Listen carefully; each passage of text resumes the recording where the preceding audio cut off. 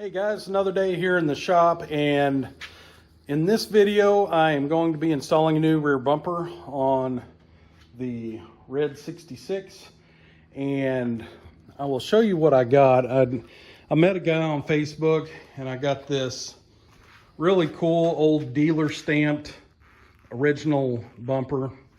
I really liked it. It's from Arkansas, has the dealer stamp on it, and I was really excited whenever I got it. And I went to put it on after I got it, and it turns out it is for either a 60 through 62 because the frame spacing is different on the brackets. But I actually think it's probably from a step side because I did some measuring on the back of the red truck, and it's about 77 inches wide, and this bumper here I got is only 70, so that obviously was going to leave like no protection for the bed sides where they curve down. So I looked around, I just could not find another one. So in this video I ended up ordering a 67 through 72 bumper just because I like the way they look. They're much thinner and they tuck up nice and tight, and that's really just, I want a little bit of protection, but that's what I want. So found this bumper on CJ Pony Parts. I think it's 150 bucks, free shipping. And when I was trying to sell this dealer stamped bumper I got, the cheapest quote I could find to ship it to a guy in California was $350. So I don't know how these companies can ship these so cheap. I guess they just get volume discounts. But anyway, later in the video, I also plan on going through the cost breakdown on this budget build, since really all I have left to finish this truck up is throw this bumper on and then get the exhaust done, and it should be ready to drive. And I'll probably keep working on little things here and there. But show you this bumper. This is the 67 through 72 bumper.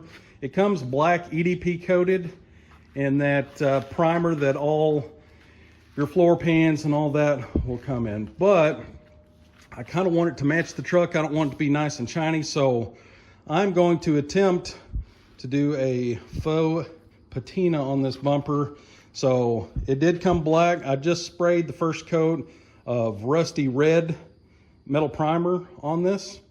So I'm going to put a couple coats of this down to protect it, and then what I'll do is I will end up going back over it with flat white, and so it won't be shiny.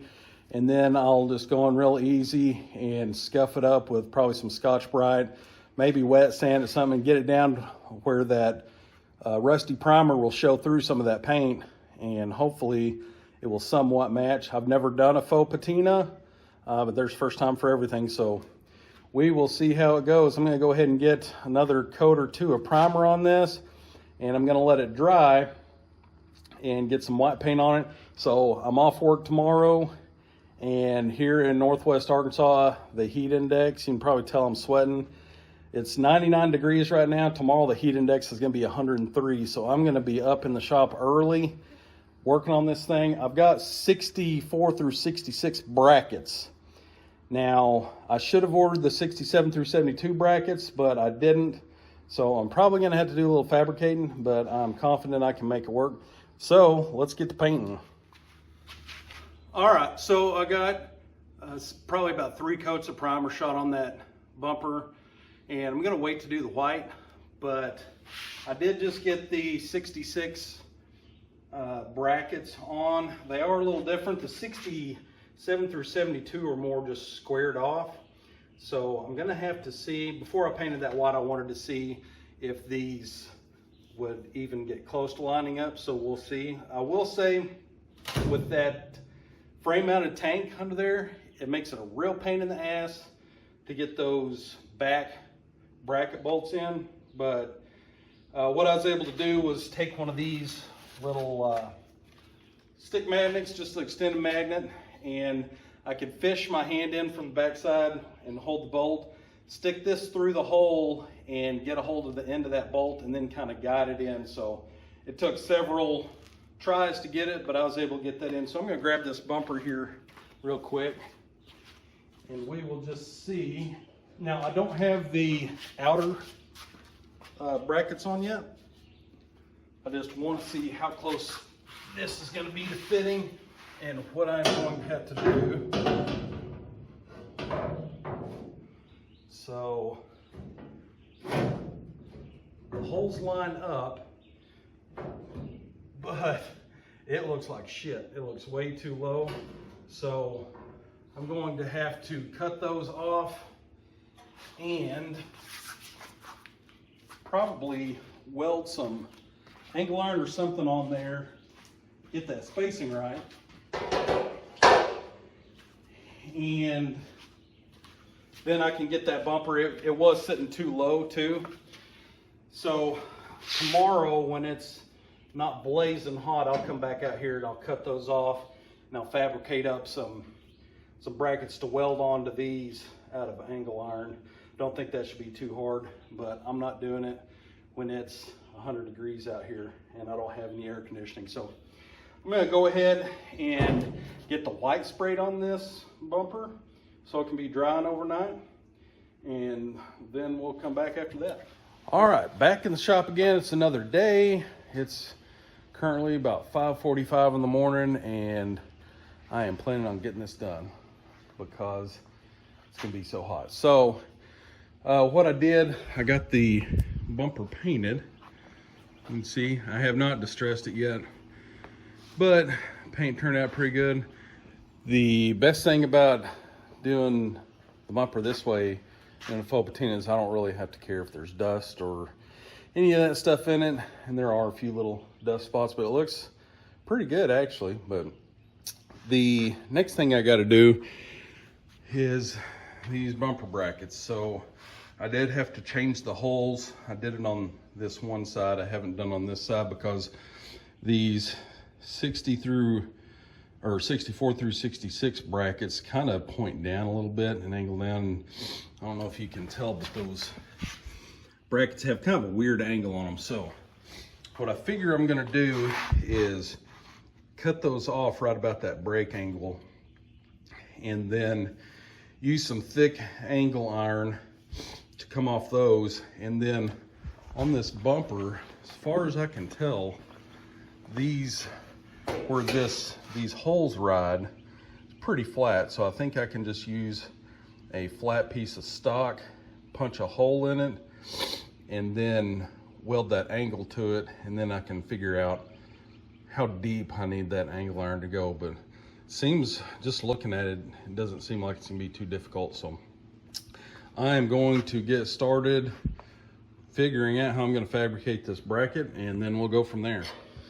All right, so that's what I've come up with. It's not the prettiest, but this is kind of mimics those factory brackets, except it's like the 67 through 72 where it's just like a flat bracket. So I've already got that one bolted on there.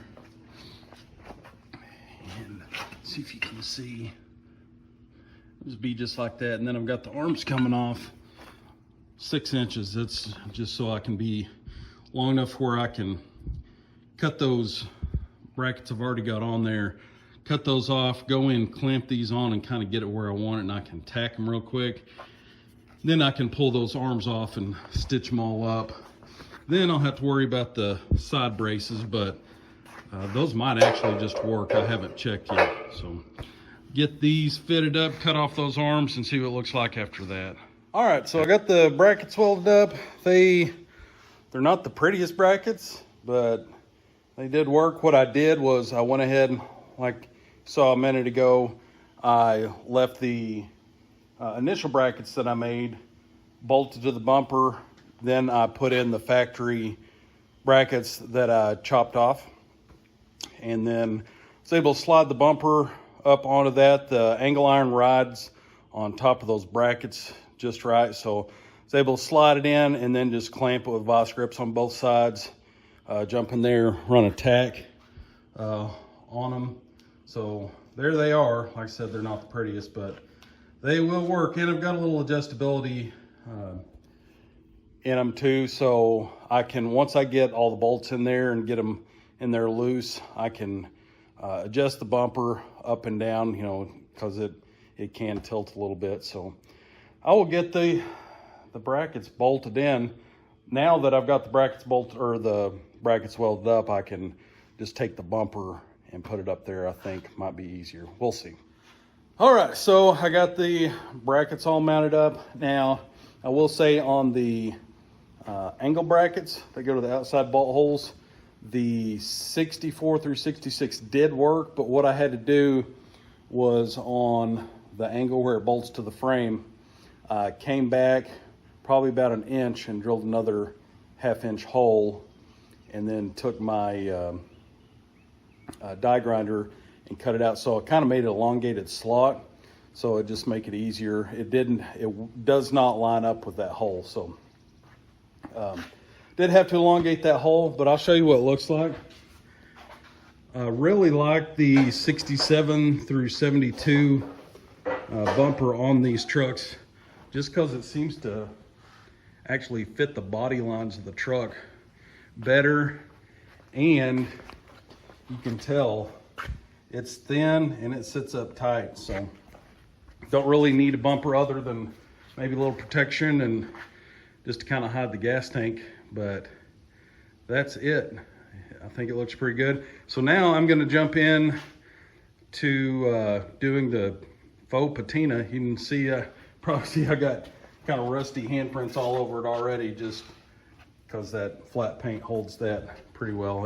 It would wipe off, but I'm gonna get some, I got some green Scotch-Brite. I'm gonna go with that first, and really all I'm gonna try to do is hit the areas where it would naturally wear, like corners, flat spots, and I'm not gonna go too far with it. But the good thing about this is, if I do mess it up, super easy to just throw another coat of paint on. So I'll get started with that and see how it looks. All right, got a little faux patina on there. I think it looks good. I can always go back and do more or repaint it, but I think that's gonna at least blend a little better than just that bright white, you know. So last thing I'm gonna do on this bumper is I got the matching license plate bracket for the 67 through 72, and I actually started working on it and forgot to video what I'm doing. So with these license plate brackets, Brothers Truck Parts and a few other fab shops and stuff sell this tucked license plate. So it kind of tucks up underneath the bumper, gives you a little extra clearance for like if your truck's on bags or it's lowered. So it was the license plate bracket I got from H&H, which is a classic truck parts place in Bentonville, Arkansas. It's only about an hour and a half away from me, so I can order stuff and it gets here the next day. And their prices are comparable to everywhere else. So I try to order from them when I can, just for the speed of delivery. But I got this license plate bracket, and what I did, I'll show you here. This is the bracket. So when you put your license plate in there, it sits down a little lower. What I did is I went up, drilled the holes a little higher. I took a license plate I had, just lined it up with the holes and slid it up to the very top. So, and that's where I drilled those holes. And then I marked along the bottom of where that plate rides. So I'm cutting that part off, and I'll smooth it out a little bit.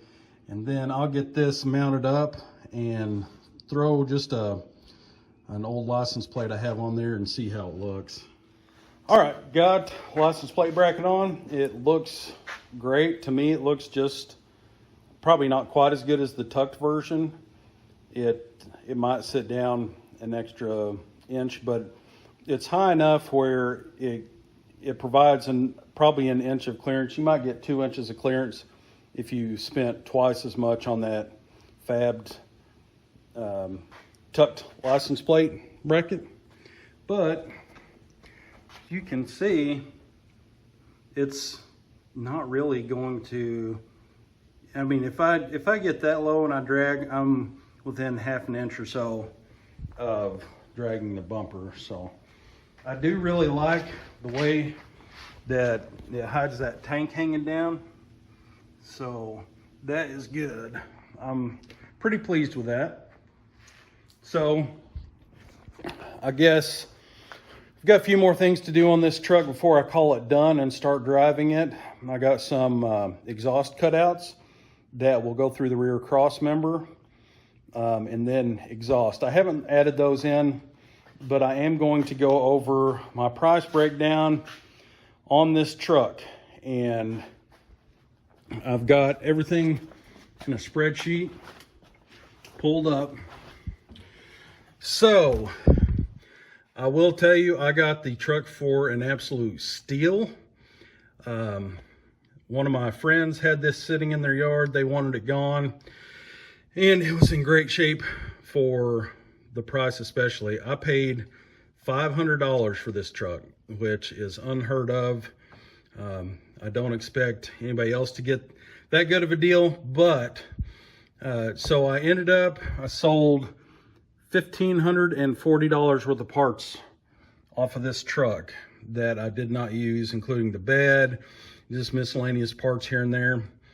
But I will tell you that the total cost for everything, the LS swap, including all the motor, the transmission, the cross members, motor mounts, fuel pump, fuel tank, everything, I came in right at $5,349. That is including tax, shipping, and everything. I will show you this. You can look at the price breakdown. I will slowly scroll so you can kind of see what I spent.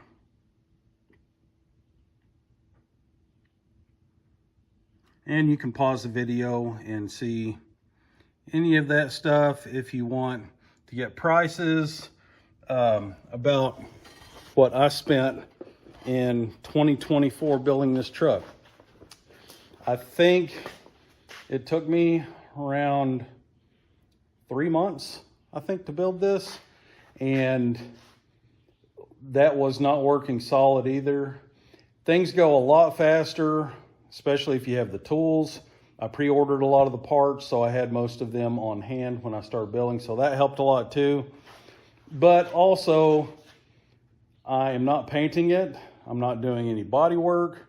Really, the only metal work I did, kind of stitched a little piece of the bed. I had to weld some brackets, and then the floor pans I just kind of pieced together with some scrap metal. It probably could use some new floor pans, but I'm not going to do it for this truck. This truck's good enough like it is. It's going to be a driver. I don't have to worry about anything with it. And maybe eventually I'll go back and just do like a light paint coat on it to get the bed to match, but I'm not too worried about it. Absolutely love the way this truck turned out. I love that I can just get in it and start it up.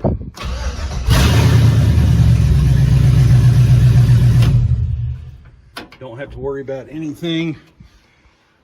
Still haven't thrown any check engine lights. I hadn't driven it that much yet, obviously, but it turned out great. So thank you for watching this build series. I'm glad you joined me. Hopefully you could get some tips off of what I did. I'm not saying I do it the right way. I just do it the way that I do it. So maybe it'll help you. And thank you for watching, and stay tuned for more videos.